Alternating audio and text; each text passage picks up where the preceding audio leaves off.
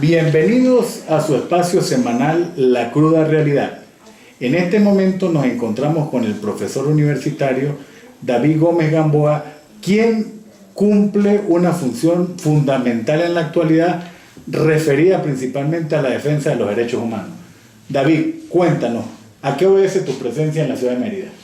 Sí, bueno, primero agradecer la invitación del Observatorio de Derechos Humanos de la Universidad de los Andes en relación justamente a un tema de visibilización sobre todo el trabajo de documentación sobre las violaciones de derechos humanos en la región andina, pero además fundamentalmente en relación a un trabajo que hemos venido realizando desde también la Universidad del Zulia, desde la Universidad Central de Venezuela y desde la ULA, en el marco del proyecto que desarrolla Aula Abierta sobre monitoreo y observatorio sobre los derechos humanos vinculados a la actividad universitaria, especialmente la libertad académica y la autonomía universitaria, especialmente en Venezuela. A propósito de eso, pues pude venir esta semana a la ciudad de Mérida, que además para mí es muy grato justamente venir a estas tierras andinas, me gusta muchísimo, fundamentalmente para visibilizar las preocupaciones en relación al desarrollo de ese trabajo investigativo sobre la libertad académica, la autonomía universitaria, sus principales restricciones y violaciones en Venezuela. Correcto. David, es necesario aclarar a la colectividad una noticia que ha generado mucho ruido, que se trata de la introducción de una acusación en el Tribunal Penal Internacional por parte de los gobiernos de Perú, Argentina, Colombia y Canadá de Nicolás Maduro Moros. Eso se debe a la politización de la justicia o a la judicialización de la política. Sí, pero fundamentalmente hay que entender un poco el funcionamiento de la Corte Penal Internacional. Hay básicamente una fase preliminar que a partir de esta solicitud a la Fiscalía directamente de la Corte Penal Internacional, de alguna manera se sobrepasa, queda ya en manos de la Fiscalía,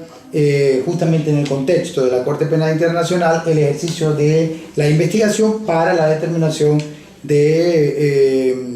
la posibilidad, pues justamente, de imputación en el contexto de la justicia criminal internacional, que por cierto yo no soy experto en ese tema, pero pudiéramos pues hacer algunas referencias en relación a la posible determinación de responsabilidades de actores específicos, normalmente del alto gobierno, que pueden de alguna manera ser imputados personas pues vinculadas a gobiernos locales, gobiernos regionales, etcétera, en el caso venezolano, por la posibilidad de comisión de crímenes de lesa humanidad. Básicamente allí se está hablando como fuente normativa del Estatuto de Roma, algunos artículos, entre esos el artículo 7. Y algo bueno que de alguna manera en eso sí hemos podido participar directamente, fue fundamentalmente como fuente en relación al trabajo que hizo la Comisión de Expertos de la Organización de Estados Americanos, que determinó la presunta comisión de crímenes de lesa humanidad por parte de actores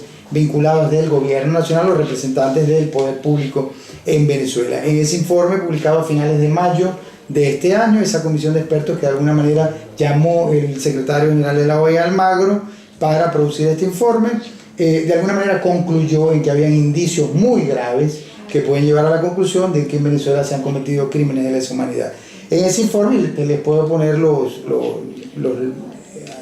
las citas específicas. Específicamente se hace alusión a algunas denuncias que recogimos desde el Estado Zulia en unos informes que produjimos desde la Comisión de Derechos Humanos de la Universidad del Zulia, Aula Abierta, además entre otras organizaciones, sobre prácticas de torturas, tratos crueles, inhumanos y degradantes a propósito del clima de protestas en el Estado Zulia, fundamentalmente del año pasado. Sin embargo, el informe preparado por la Comisión de Expertos de la OEA no solo tuvo como foco fundamentalmente las situaciones que además han podido constatar en base a patrones y en base a generalización y el elemento de la sistematicidad en algunos casos en el 2017, sino inclusive desde algunos años anteriores, cuando se violaron pues, masivamente los derechos humanos, específicamente fundamentalmente en el 2014 y 2017 como picos fundamentales. ¿Qué se puede esperar al respecto? Bueno, que la Fiscalía adscrita a la Corte Penal Internacional haga su trabajo. ¿Cuál es su trabajo? Investigar como acción, pues justamente con competencia en materia acusatoria dentro del sistema penal internacional, por un lado, pero por otro lado creo que el gran mensaje desde el punto de vista de cómo valorar esta situación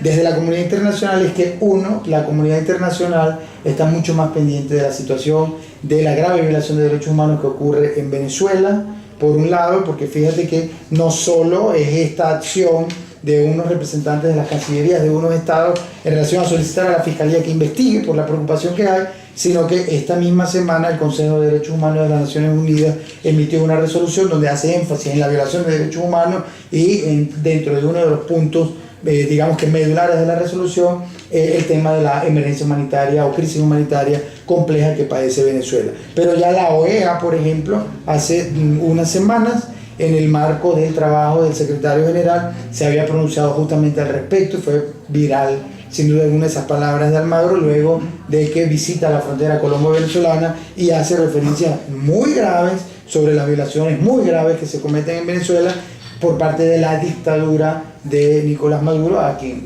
específicamente califica como tal. El 7 de marzo, por ejemplo, de este mismo año, el alto comisionado anterior, no Michelle Bachelet, que es la que lo secunda, el alto comisionado Said de Naciones Unidas para los Derechos Humanos, se pronuncia frente al Consejo de Derechos Humanos y en 2 minutos resumió la situación de los derechos humanos en Venezuela, hablando además de la crisis migratoria forzosa de muchos venezolanos, que además las estimaciones han quedado cortas en general por el propio ACNUR, que además ha manifestado que la situación de la migración forzosa de los venezolanos ha sido la más grande en la historia de la creación del ACNUR. Estamos hablando de la más grande en los últimos 70 años, en los últimos 70 años en la región América, en las Américas. Entonces,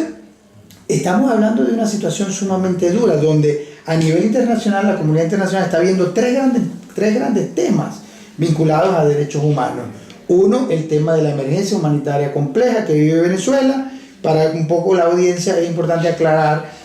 en el lenguaje de Naciones Unidas hay distintos tipos de crisis humanitarias o emergencias humanitarias.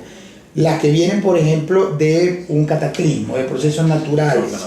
Las que vienen de conflictos bélicos, conflictos internos de violencia, o las que vienen de procesos políticos. A esas les han llamado emergencias humanitarias complejas. Nosotros tenemos más o menos una situación que vivimos, que padecemos, parecida a la que puede padecer justamente un pueblo en guerra o un pueblo en un post-terremoto. Lo único es que las causas de esa emergencia son fundamentalmente la desinstitucionalización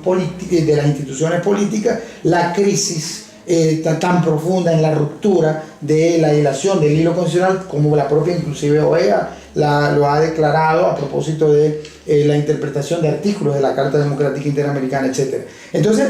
el tema de la emergencia humanitaria compleja es uno de los que está en la agenda de la comunidad internacional y están mirando. El otro es el tema que obviamente es correlacionado con el anterior, la crisis a propósito de la migración forzosa de millones de venezolanos, que en nuestras estimaciones creemos que excede, inclusive supera los 5 millones de venezolanos. Algunos